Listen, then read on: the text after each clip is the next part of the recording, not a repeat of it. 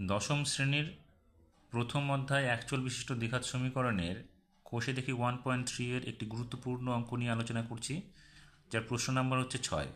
প্রশ্নটিতে বলেছে দুই অঙ্কের একটি সংখ্যার দশকের ঘরের অঙ্ক এককের ঘরের অঙ্ক অপেক্ষা 3 কম।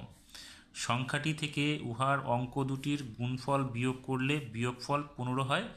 সংখ্যাটির এককের ঘরের অঙ্ক হিসাব করে লিখি। দেখো বলেছে দশকের ঘরের অঙ্ক এককের ঘরের অঙ্ক অপেক্ষা 3 কম। তাহলে আমরা যদি সংখ্যাটি এরকম হয়, দুই অঙ্কের সংখ্যা যেহেতু, তাহলে এককের অঙ্ক দশকের অঙ্ক, দশকের অঙ্কটা এককের থেকে 3 কম হবে। তাহলে দশকের অঙ্ক যদি আমরা এক্স ধরি, তাহলে এটা কী হবে এক্স প্লাস 3, অথবা এখানে যদি আমরা এক্স ধরি তাহলে এটা কী হবে এক্স মাইনাস 3 হবে।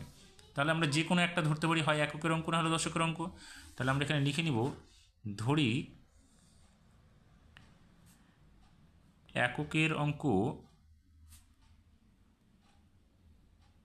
সমান চিহ্ন এক্স ধরলাম। তাহলে দশকের অঙ্ক কত হবে? তাহলে দশকের অঙ্ক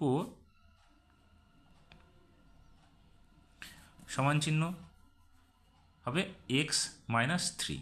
যেহেতু আমরা এখানে প্রশ্নে বলেছে যে এককের অঙ্কের সংখ্যা লিখি, সেই জন্য আমরা এক্সটাকে এককের অঙ্ক ধরে নিলাম। তাহলে দশকের অঙ্ক কত হবে এক্স মাইনাস 3 হবে। এবার সংখ্যাটি কত হবে? তাহলে অতএব সংখ্যাটি সমান চিহ্ন কী হবে, দশকের অঙ্ককে আমরা 10 দিয়ে গুণ করবো। তাহলে 10 into x minus 3 plus x into 1। তাহলে এখানে কী হবে 10x মাইনাস 30 প্লাস এক্স, অর্থাৎ এখানে কী হবে 11x মাইনাস 30। এবার প্রশ্নে কি বলেছে, সংখ্যাটি থেকে উহার অঙ্ক দুটির গুণফল বিয়োগ করলে বিয়োগফল 15 হবে। তাহলে প্রশ্নানুসারে আমরা সমীকরণটি লিখতে পারি। এখানে প্রশ্নানুসারে কি লিখতে পারি, সংখ্যাটি থেকে তাহলে এক্স মাইনাস 30 বিয়োগ করতে হবে কত বলছে, অঙ্ক দুয়ের গুণফল।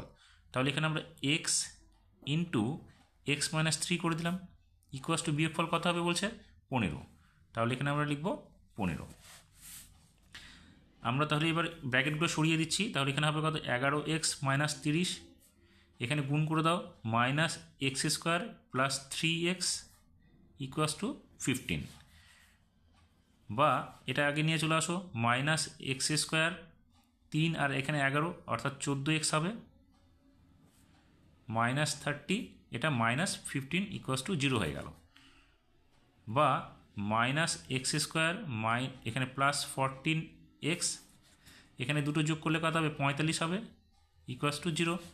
এবার আমরা মাইনাসটাকে কমন নিয়ে নিচ্ছি। তাহলে মাইনাসটা কমন নিয়ে নিলে কী হবে x square minus 14x plus 45 equals to 0।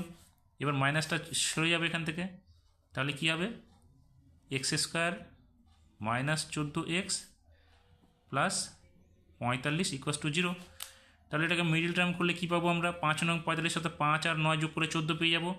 তাহলে এখানে লিখব x square minus 9x minus 5x plus 45 equals to 0। এবার প্রথম দুটো রাশি থেকে আমরা কমন নিয়ে নিচ্ছি, এখানে এক্স কমন পাবো। তাহলে এখানে এক্স মাইনাস 9, আর এখানে কী হবে মাইনাস 5টা কমন নিলে আমরা পেয়ে যাব এক্স মাইনাস 9 ইকুয়াস টু 0। দেখো এক্স মাইনাস 9 আমরা পেয়ে গেলাম। তাহলে আমরা লিখব x minus 9 into x minus 5 equals to 0। তাহলে দুটি রাশির গুণফল ইকুয়াস টু 0। তাহলে আমরা সমান চিহ্ন লিখতে পারি। সুতরাং এক্স মাইনাস 9 ইকুয়াস টু 0, অথবা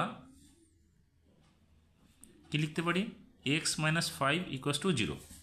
তাহলে এখান থেকে কী পাবো, এখান থেকে পাবো এক্স ইকুয়াস টু 9, আর এখান থেকে কী পাবো এক্স ইকুয়াস টু 5। তাহলে এককের অঙ্ক আমাদের কত হতে পারে 9 অথবা 5। তাহলে প্রশ্নটাতে আমাদের কী চাইছে, দেখো যে সংখ্যাটির এককের ঘরের অঙ্ক হিসাব করে লিখি। তাহলে এককের ঘরের অঙ্ক আমরা লিখব। তাহলে আমরা লিখতে পারি সুতরাং এক্স সমান চিহ্ন 5, 9, 5 বা 9 লিখব। তাহলে উত্তরটা আমরা কী লিখব, সংখ্যাটির এককের ঘরের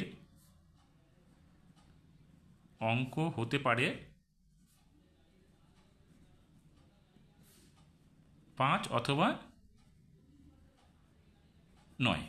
হয়ে গেল অঙ্কটির সমাধান। ভালো লাগলে অবশ্যই চ্যানেলটিকে সাবস্ক্রাইব করবে এবং যারা নতুন তারা আমার চ্যানেলটিকে সাবস্ক্রাইব করে বেল আইকনে গিয়ে অল নোটিফিকেশান ক্লিক করে দেবে, তাহলে পরবর্তী এই ধরনের সমাধানগুলো তোমরা অবশ্যই পেয়ে যাবে।